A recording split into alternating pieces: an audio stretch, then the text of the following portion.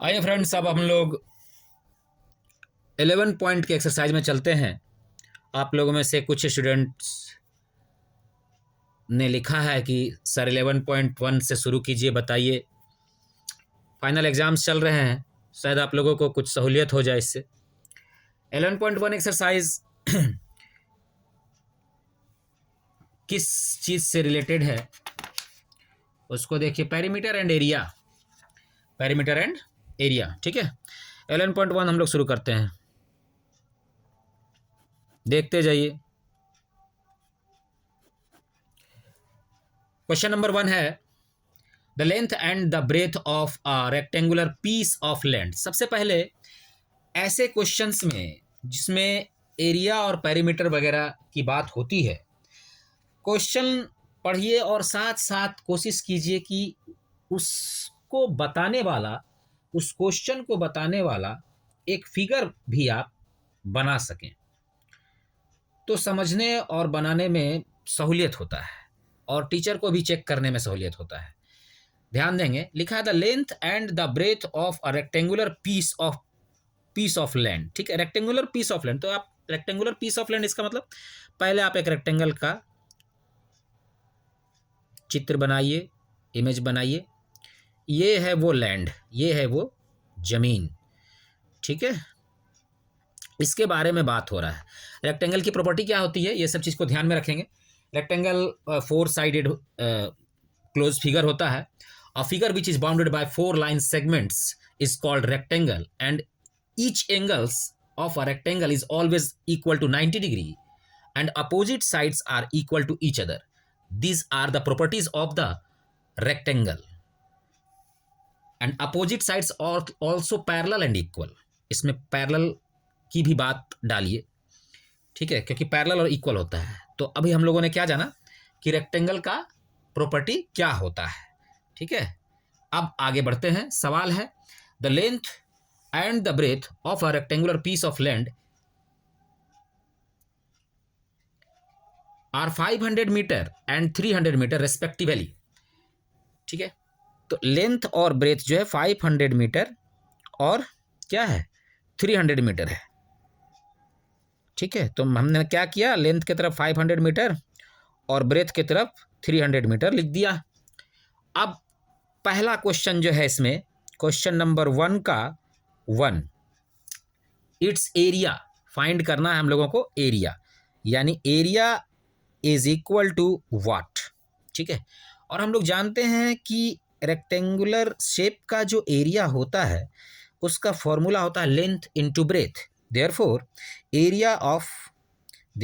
Area is equal to क्या हो गया, एल इंटू बी। बड़ा सिंपल सवाल है, आप इसको सॉल्व कीजिए। 500 आपका एल है मीटर और मल्टीप्लाई बाय 300 मीटर, ठीक है।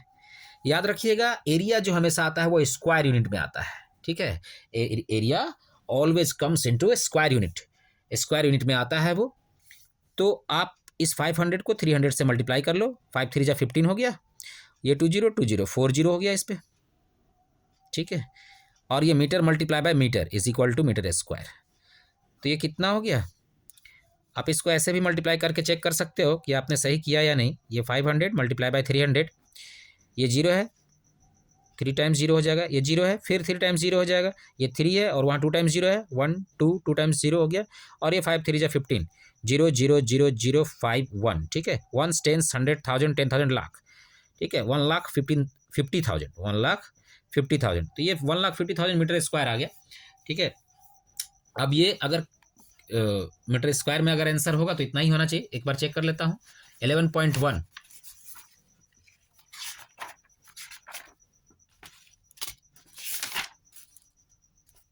बिल्कुल सही है, 15 और ये 4 टाइम्स 0, ठीक है।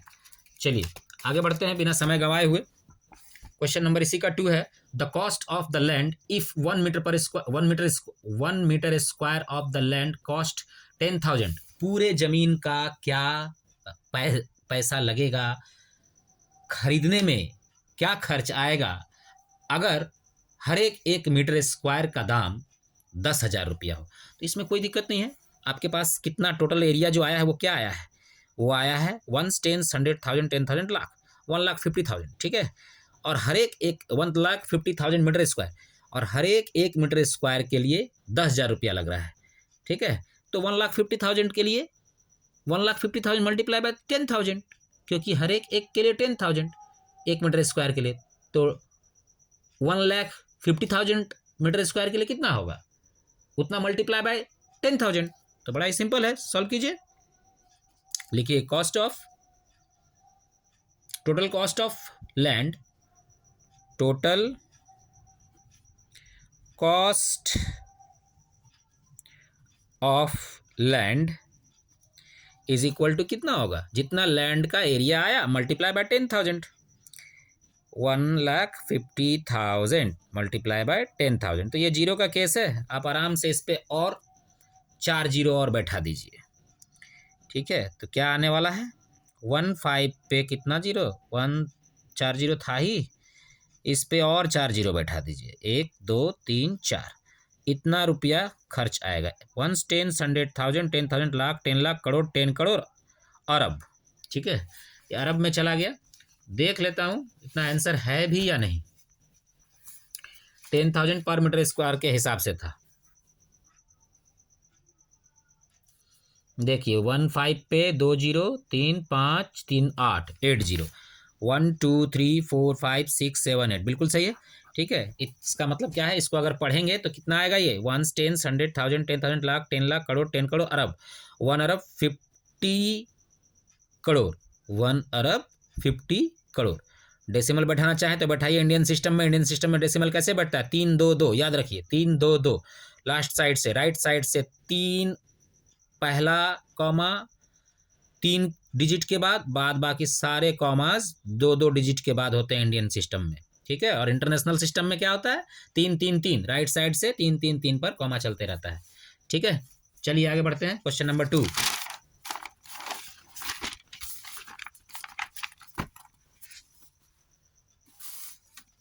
Find the area of a square park whose perimeter is 320 metre. Square park है, तो सबसे पहले मैंने क्या बताया, ऐसे क्वेश्चंस में आप सबसे पहले फिगर बनाइए, स्क्वायर के शेप का पार्क है। स्क्वायर की प्रॉपर्टी क्या होती है, इसकी जानकारी होनी चाहिए।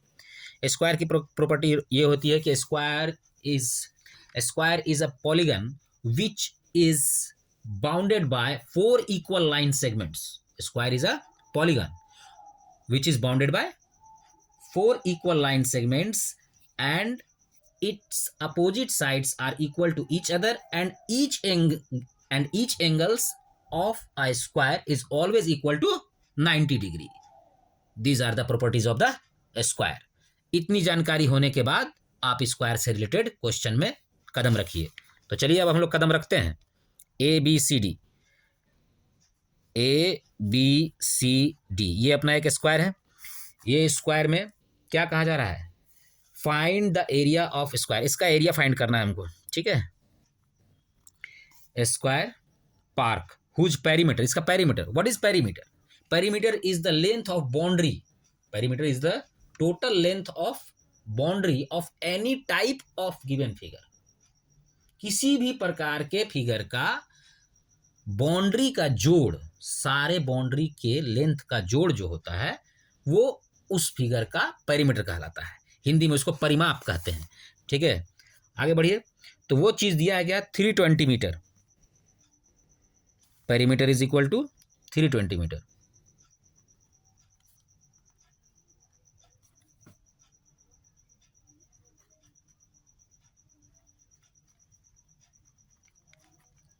मीटर।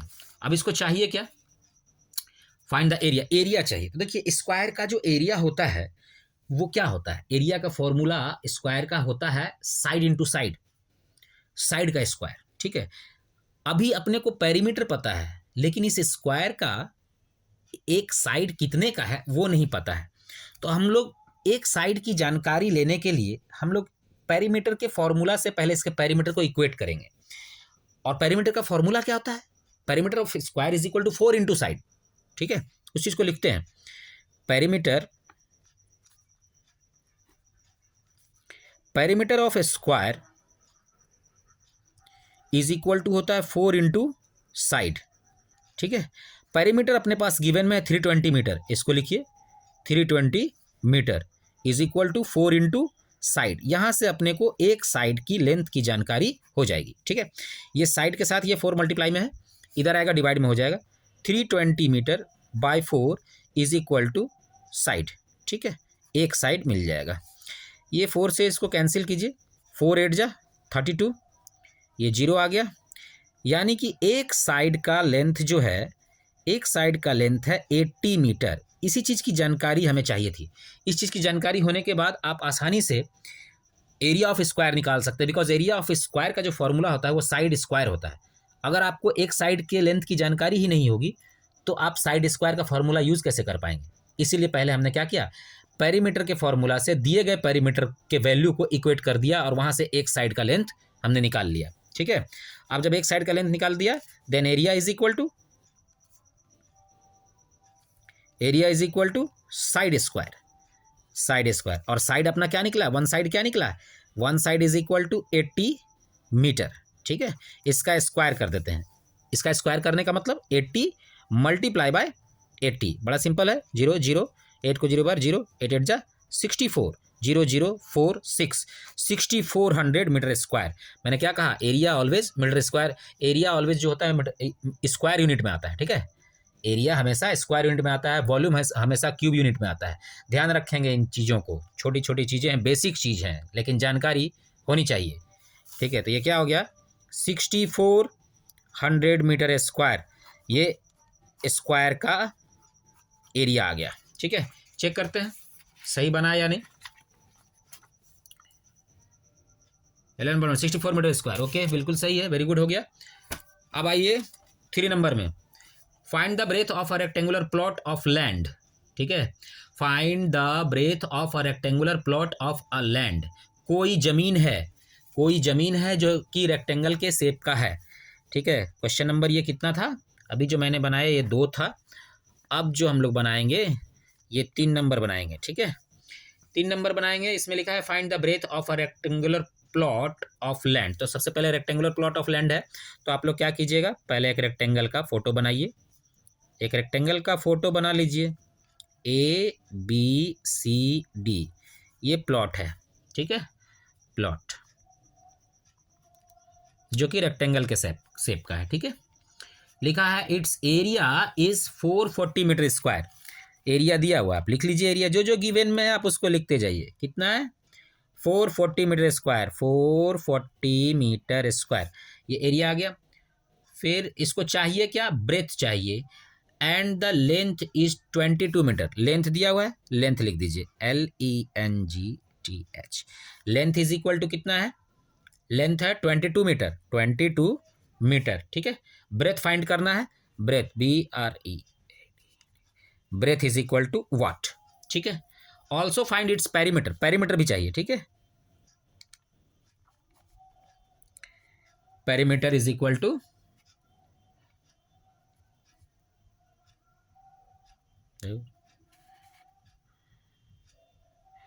वाट, ठीक है। पेरीमीटर आपको चाहिए, तो जब पेरीमीटर चाहिए तो आप क्या कीजिएगा, क्या क्या चीज़ की मैंने देख लीजिए, एरिया दिया हुआ है, लेंथ दिया हुआ है, ब्रेथ निकालना है, ठीक है।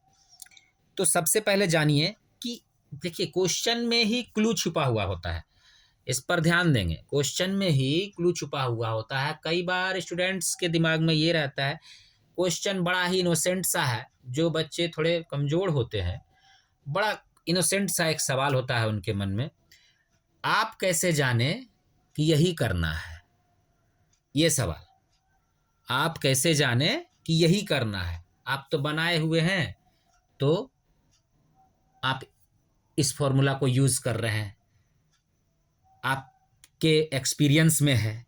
लेकिन हम जो विद्यार्थी लोग हैं, जब हम लोग बनाएंगे तो हम कैसे जानेंगे कि अब ये स्टेप ले लेना है, ये इनोसेंट सा सवाल है। अब हम कैसे जानेंगे ये स्टेप ले लेना है, आप ऐसे जानिएगा कि ये स्टेप ले लेना है कि आप पहले ध्यान दीजिए क्वेश्चन के ऊपर, क्या क्या आपके पास है। जब तक उस क्वेश्चन को सॉल्व करके आंसर नहीं लाया गया है, तब तक वो क्वेश्चन बुक में नहीं आया है, वो पूर्व पहले से ही सॉल्व वगैरह कर करके चेक किया हुआ है, इसीलिए उसके बनने का जो क्लू है वो उसी क्वेश्चन में छुपा हुआ है। उसको आपको समझना है, उस क्लू को जानना है। कैसे जानिएगा? तो गौर कीजिए, यहाँ पे इस सवाल का जवाब लीजिए कि आप कैसे जाने कि यही करना है। देखिए यहाँ एरिया दिया हुआ है, रेक्टेंगल का एरिया दिया हुआ है, ठीक है, लेंथ दिया हुआ है, ठीक है। हम लोग क्या जानते हैं? हम लोग जानते हैं कि area of rectangle length into breath होता है। इसका मतलब क्या है? इस रेक्टेंगुलर प्लॉट का कुछ लेंथ और कुछ ब्रेथ तो जरूर रहा होगा, और एरिया ऑफ रेक्टेंगल चूंकि लेंथ इनटू ब्रेथ होता है, इसका मतलब ये जो एरिया गिवन में है, ये जाहिर सी बात है लेंथ और ब्रेथ को मल्टीप्लाई करने के बाद ही आया होगा, ठीक है। तो इसलिए अब हम लोग क्या करेंगे कि लेंथ इनटू ब्रेथ के बराबर इस एरिया को दिखा देंगे। अब समझ में आया कि कैसे जाना जाता है कि यही काम क्यों करना है? तो इसको यूज कीजिए। क्या यूज कीजिएगा? Area of rectangle, area of rectangle क्या होता है सबको ही जानता है, rectangle is equal to length into breadth, ठीक है, जाहिर सी बात है मल्टीप्लाई करके आया होगा। अब आपका एरिया यहाँ दिया हुआ है, एरिया ऑफ रेक्टेंगल के जगह पे आप 440 यूज कीजिए, 440 metre square is equal to length के जगह पे जो आपको गिवन है 22 मीटर, उसको यूज कीजिए 22 मीटर। ब्रेथ आपको फाइंड करना है, ब्रेथ को एज इट इज छोड़ दीजिए, ये ब्रेथ हो गया। अब देखिए ब्रेथ के साथ ये एल मल्टीप्लाई में है, ब्रेथ को आपको फाइंड करना है, ब्रेथ को आप सेपरेट कर लीजिए, अकेले कर लीजिए, ये लेंथ जो है इधर डिवाइड में आ जाएगा। लिखिए 440 metre square by 22 metre is equal to breadth. Metre से ये स्क्वायर कट गया, ये 22 2 जा 44 और ये 0, this implies that breadth is equal to मेरा क्या हो गया 20 मीटर हो गया। ब्रेथ आपका फाइंड हो चुका है, कोई प्रॉब्लम नहीं है इसमें, ठीक है। इसके अलावे इसमें कहा कि आप पेरीमीटर भी फाइंड कीजिए। तो जब लेंथ और ब्रेथ आपका रेक्टेंगल का आपके पास आ चुका है तो पेरीमीटर फाइंड करना कौन सा बड़ी बात है। पेरीमीटर का फॉर्मूला लगा दीजिए, perimeter of rectangle is equal to 2 into L plus B होता है। Perimeter of rectangle is equal to 2 into L plus B, use कीजिए इसको।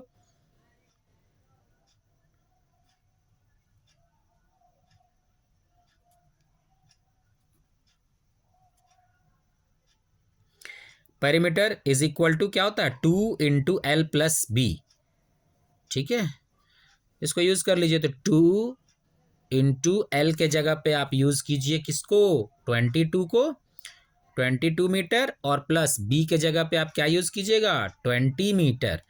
अब ये ब्रैकेट के अंदर जब आप इसको जोड़ दीजिएगा तो कितना आएगा 42, 42 2 इंटू 42 मीटर, और ये 42 मल्टीप्लाई बाय 2 कितना होगा 84, 84 मीटर का पेरीमीटर हो गया।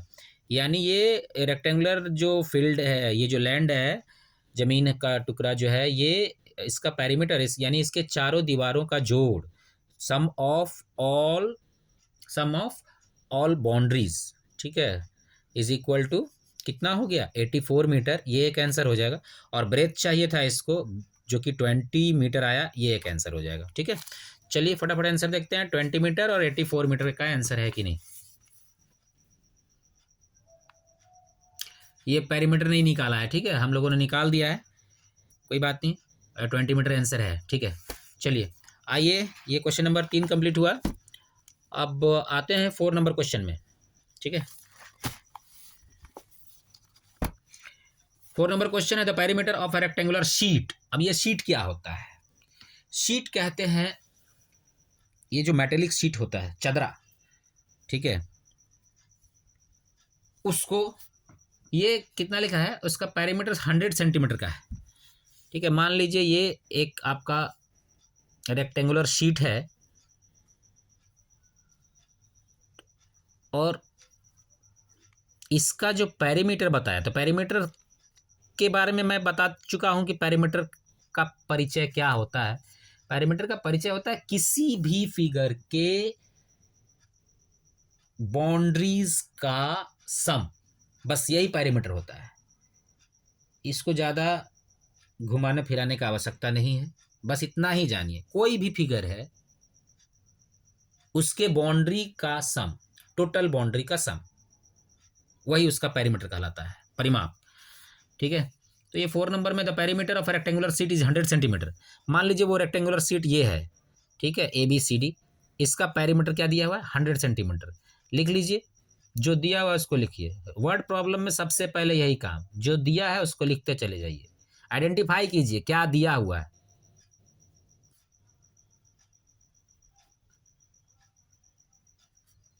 पेरीमीटर दिया है 100 सेंटीमीटर, इसको लिख दीजिए। और क्या दिया है, if the length is 35 centimetre, length दिया हुआ है, लिख दीजिए 35 centimetre. Find its breadth and also find the area, breadth निकालना है, breadth is equal to what और area is equal to what. अब देखिए फिर वही बात कि कैसे स्टार्ट लें, ये भी प्रॉब्लम है, कैसे स्टार्ट लें, कहाँ से स्टार्ट लें। तो देखिए पेरीमीटर आपको दिया हुआ है, लेंथ दिया हुआ है, ब्रेथ और एरिया चाहिए। अब रेक्टेंगुलर शीट है, तो जो ये पेरीमीटर आया है, जो चीज़ आपको गिवन है उसी में से क्लू निकलेगा। आप पेरीमीटर के फॉर्मूला को अगर यूज़ करना चाहें तो पेरीमीटर के फॉर्मूला का जो कंटेंट्स होता है वो क्या क्या होता है। पेरीमीटर के फॉर्मूला में 2 into L plus B use होता है, तो इसका मतलब जाहिर सा बात है कि 2 इंटू एल प्लस बी किया गया होगा तब ना ये पेरीमीटर 100 सेंटीमीटर आया है। अब 2 इंटू एल प्लस बी के मटेरियल में 2 इंटू एल प्लस बी के कंटेंट्स में से अपने पास क्या क्या है उसको देखिए। पहले इस चीज को लिखिए, perimeter of rectangle of rectangle is equal to क्या होता है 2 इंटू एल प्लस बी। अब यहां पर अपने पास क्या है, 3 आइटम है। क्या क्या, एक तो पेरीमीटर ऑफ रेक्टेंगल, ये एक आइटम, दूसरा लेंथ और तीसरा ब्रेथ। इसमें से पेरीमीटर ऑफ रेक्टेंगल अपने पास है गिवन में, लेंथ भी गिवन में है, तो खाली ब्रेथ बचा, अकेला चीज है, आराम से निकल जाएगा सेपरेट करके। सॉल्व कीजिए इसको। पेरीमीटर की जगह आप 100 सेंटीमीटर लिखिए, is equal to 2 into L के जगह पे 35 सेंटीमीटर लिखिए। ब्रेथ चाहिए, ब्रेथ को बी लिखिए, सॉल्व कीजिए। This implies that 100 centimetre is equal to, इसको 2 से मल्टीप्लाई करके ब्रैकेट खोल दीजिए, क्योंकि अंदर में नंबर एक ही है, उसके साथ वो प्लस हो नहीं पाएगा। तो 2 35 जा 70 हो गया, 70 centimetre, and 2 multiply by B is equal to 2b, ठीक है, तो प्लस का 2b। आप ऐसे भी बना सकते हैं, मल्टीप्लाई करके ब्रैकेट खोल दिए, या फिर ये 2 को डायरेक्ट यहाँ से मल्टीप्लाई से यहाँ डिवाइड में भी भेज सकते थे, उस तरह से भी बन सकता है। फिलहाल अब ऐसे लिख दिया हूँ तो इसी तरह से बना देता हूँ। दिस इंप्लाइज दैट 100 सेंटीमीटर, ये 70 सेंटीमीटर इधर प्लस में, देखिए किसी भी नंबर का जो साइन होता है, ध्यान रखेंगे, किसी भी नंबर का जो साइन होता है वो उसके लेफ्ट साइड में होता है। ये एक बेसिक नॉलेज है, उसके लेफ्ट साइड में होता है। और जिस नंबर के लेफ्ट साइड में कोई साइन नहीं होता है, इसका मतलब वो प्लस में होता है। तो ये 70 यहाँ प्लस में है, ठीक है, इधर आएगा माइनस में होगा। 70 centimetre is equal to 2b। This implies that 100 centimetre minus 70 centimetre is equal to 30 centimetre is equal to 2b। This implies that आपको b का वैल्यू निकालना है, b के साथ 2 का जो रिलेशन है वो मल्टीप्लाई का है, इक्वल के इस साइड आएगा वो डिवाइड में हो जाएगा। दिस इंप्लाइज दैट क्या हो गया 30 centimetre by 2 is equal to b, ये 2 15 जा।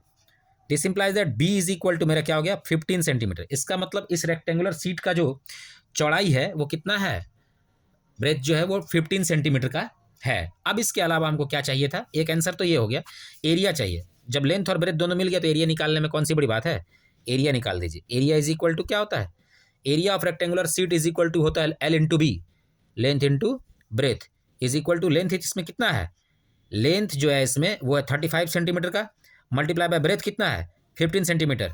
आप 35 को 15 से मल्टीप्लाई कीजिए, ठीक है, क्या आएगा 15 मल्टीप्लाई बाय 35, ये 75 हो गया, ये 45 हो गया, 5 ये 12 का 2 कैरी 1 और 4 और 1 5, 525 centimetre square, 525 centimetre square. Centimetre से सेंटीमीटर मल्टीप्लाई होकर स्क्वायर यूनिट में आया और नंबर से मल्टीप्लाई होकर के 525 आया, ठीक है। तो इस तरह से अपने पास ब्रेथ और एरिया दोनों निकल गया। चलिए देखते हैं क्वेश्चन नंबर ये कितना था, क्वेश्चन नंबर ये 4 था, ठीक है।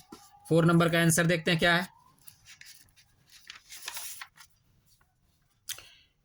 4 नंबर का आंसर है 11.1, क्वेश्चन नंबर 4, 15 सेंटीमीटर और 525 सेंटीमीटर स्क्वायर। वेरी गुड, ये सही आंसर है, ठीक है। आइए 5 नंबर क्वेश्चन में आते हैं।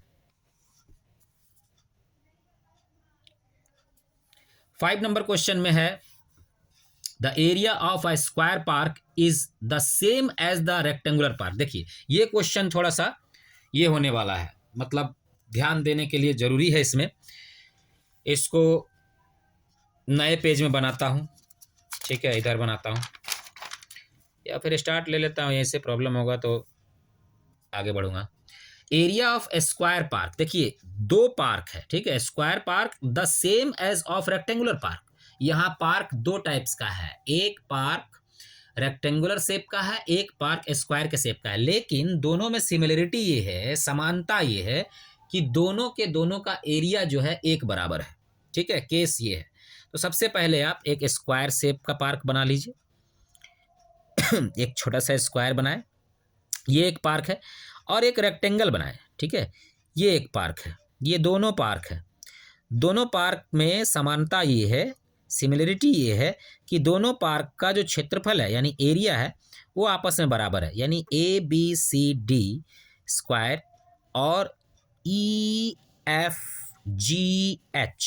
ये रेक्टेंगुलर पार्क, ठीक है। पार्क लिख दीजिए इसको, ये भी पार्क है, ठीक है। दोनों का दोनों पार्क है। समानता क्या है दोनों में, सिमिलरिटी क्या है कि दोनों पार्क का जो एरिया है वो एक बराबर है।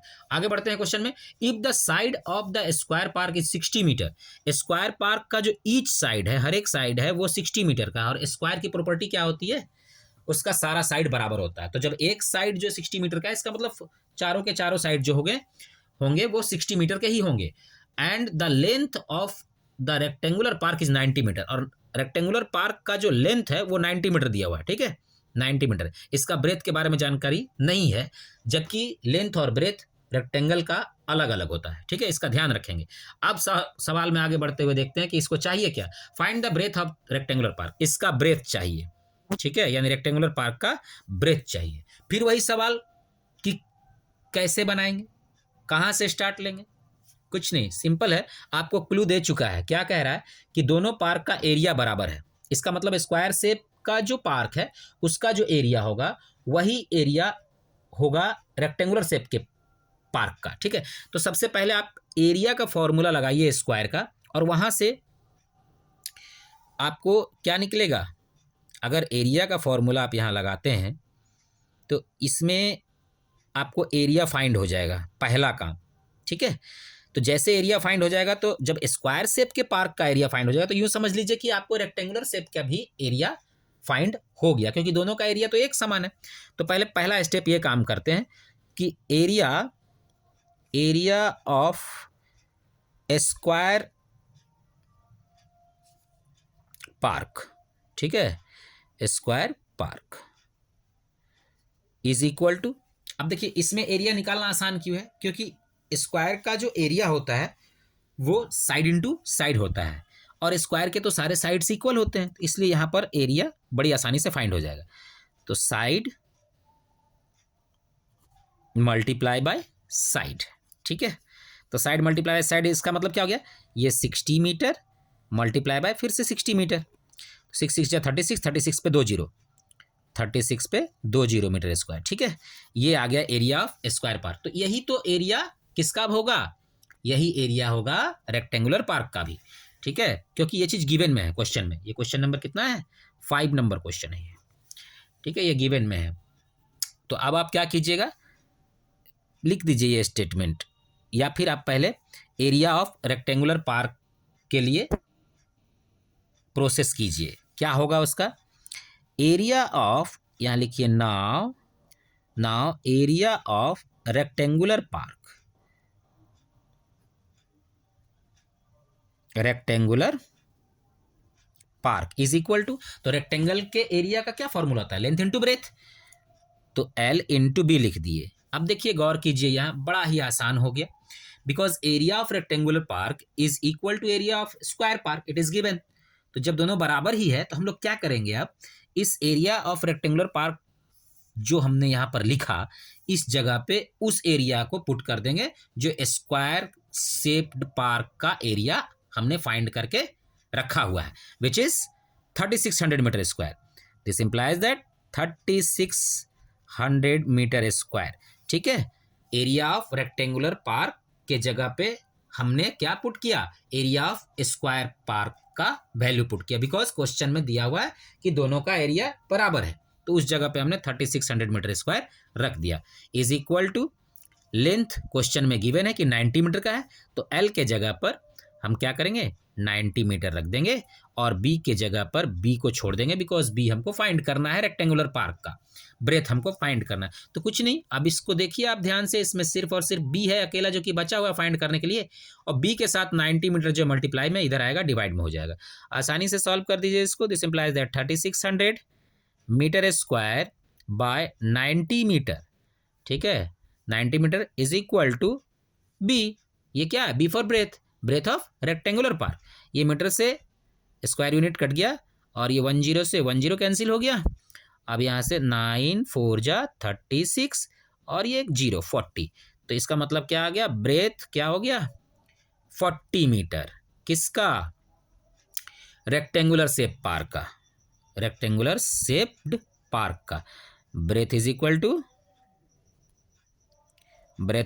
To 40 metre. ठीक है, दिस इज आवर आंसर। बड़ा ही आसानी से बन गया। ओके, चलिए देखते हैं आंसर सही है या गलत है। Question number 5 11.1 question number 5 40 metre बिल्कुल सही है। ओके, आशा करता हूँ आप लोग समझ रहे होंगे।